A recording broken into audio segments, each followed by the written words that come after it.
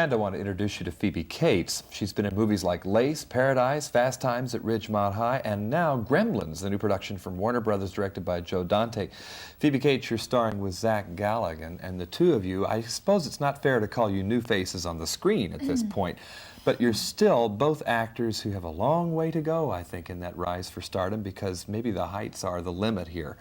And I'm wondering, at this point in your career, where a movie like Gremlins falls for you. Is it a big jump? Is it a necessary rung in the ladder? How do you look at a project like this, career-wise? Career-wise, it's definitely a big stepping stone for me, because it's an important picture. Now, who is it that tells you this? Do you have an instinct about this, or is there an agent or somebody who helps you choose projects? Well, I have an agent, and who gives me his input, and I have my father read scripts for me and give me his opinion. But basically, it's my instinct. That's pretty nice. You're able to rely upon that, then. Yeah. Good for you. Not all of us can say as much, I'm afraid. As far as being on the set is concerned, have you noticed that as your name becomes more widely known, that you're able to have a little bit more of a say in what goes on the set? This is a bit of a loaded question, because I know I've heard you talk before about having more influence now that you're better known than you used to have. Right. Well, really, the only thing that I find now in terms of being able to have more control is that I can turn down scripts, I can turn down projects a lot easier. What are the kinds of projects that you have turned down, without being specific necessarily? What sorts of projects do you stay away from? Anything that, ones that just don't appeal to me.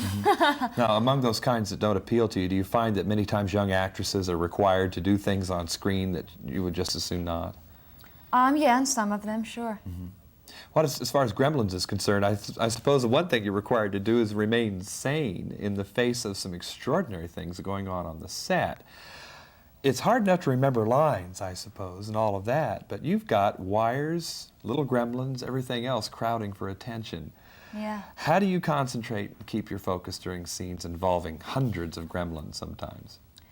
It's hard with all that going on. I mean, some of the time we had a video camera set up to make sure when it was a complicated something technically, they wanted to make sure they got it right, that they could run it back. I mean, there was just tons of wires and cables and stuff, and people lying all over the floor, and but it was hard a lot of the time. But as the more often I did it, the easier it got. On camera, on screen, you come off as a very, very sweet young lady who has a very level head about things, but it's a bit startling later in the film to realize that you also have a rather dark view of some things that some of us hold sacred. Could you tell us about that?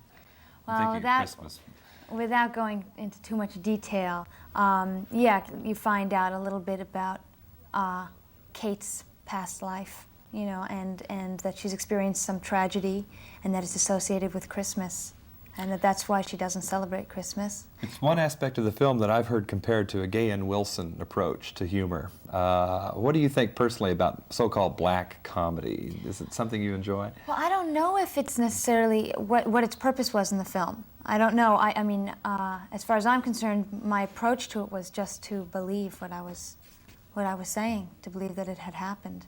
What about horror films generally? Do you think maybe they go too far sometimes? Do you have any reservations about watching horror films as well as making them, maybe? I love going to horror movies.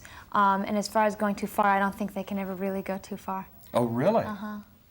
Makeup-wise, or? Anything-wise. You mean to say, then, that maybe horror films might be something you would like to have another try at in the future? Sure. Is this a horror movie, though? No, not really. I don't know. I don't think so. I think it's just a weird movie. What about parents and children out there who might be wondering, shall I go see Gremlins or not? Maybe they've heard that there are some violent episodes in it. What would you respond to? How would you address yourself to that? It changes depending on who you're talking about. I would say that Gremlins is no more violent than cartoons that you see on television. Like the Roadrunner, or like Bugs Bunny. I mean, there's some, or any of the serials on television. Police stories, detective stories. And the only difference, the only thing that makes Gremlins a lot more fun is that it's not real blood, and it's like different colored blood, and it's gook and slime, and it's not as gory as seeing arms or limbs cut off of and seeing blood. How about working with Zach Galligan? I understand that the two of you have known each other before. Mm-hmm. How did you first meet? We met on an audition about 3 years ago for The Tempest, and we were both the final callbacks. This is stage now? Stage No, work? this is for The Tempest, Paul Mazursky's film. And neither of us got it, and we had both auditioned together a couple times, so we were sort of determined to get something together eventually.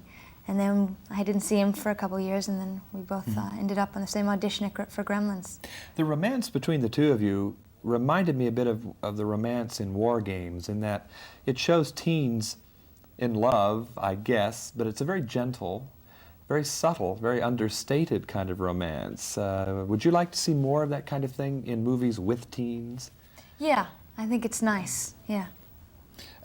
Is it a question of the understated part of it appealing to you, or do you just think maybe that there are too many movies in which teens are shown just having a great time and it goes too far and maybe they can't relate to that anymore? No, not so much that. I think that it's just, it's nice to have poignancy in young relationships on screen. And there is indeed that in Gremlins. I want to thank you, Phoebe Cates, who's one of the young co-stars in Gremlins with Zach Galligan. It's a Joe Dante picture and Steven Spielberg from Warner Brothers.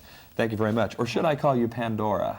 Pandora. In a film about a Pandora's box, it might be at. Oh. This is John Tibbetts.